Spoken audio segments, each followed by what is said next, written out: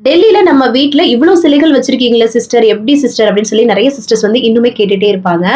என்னோட அம்மாச்சி, அதாவது என்னோட மாமியார் இருக்காங்க இல்லையா? அவங்களுக்கு வந்து இந்த சிலைகள்னா ரொம்ப பிடிக்கும். சும்மாவே பொம்மைகளாவே ரொம்ப பிடிக்கும். ஸோ, அதனால அவங்க ஒண்ணு ஒண்ணா வாங்கி சேர்த்து வச்சது தான். நான் கல்யாணத்து பண்ணி வரும்போதே நெறைய சிலைகள் இருந்தது. அப்புறம் 1, 2 சிலைகள் இப்ப வந்து வாங்குனது தான். ஸோ, விநாயகர்லாம் பாருங்களேன் ரொம்ப பெருசா இருக்காங்க. அதுக்கப்புறம் கிருஷ்ணர், அந்த சைட்லாம் வந்து பார்த்தீங்கன்னா, நெறைய சிலைகள் இருக்கும். டீட்டெயிலா நெறைய தடவ நான் காட்டியிருக்கேன். அதனால தான் இன்னைக்கு வந்து அந்த அளவுக்கு காட்டல. இன்னைக்கு வந்து வெள்ளிக்கிழமைன்றனால சூப்பரா வந்து பாத்தீங்கன்னா, பூஜை பண்ணி சாமி கும்பிட்டாச்சு. அதுக்கப்புறம் நல்லா ஹேர் ட்ரையரும் போட்டுட்டாச்சுங்க. இங்க பயங்கர குளிர் இல்லையா? அதனால. எப்படி இந்த சிலைகள் எல்லாம் மெயின்டெயின் பண்றீங்கன்னு கேட்டுட்டு இருக்கீங்க. அது அப்படிதாங்க. அப்பப்போ வந்து பாத்தீங்கன்னா, அபிஷேகம் பண்றது, பிரசாதம் பண்ணி வைக்கிறது எல்லாமே பண்ணணும்.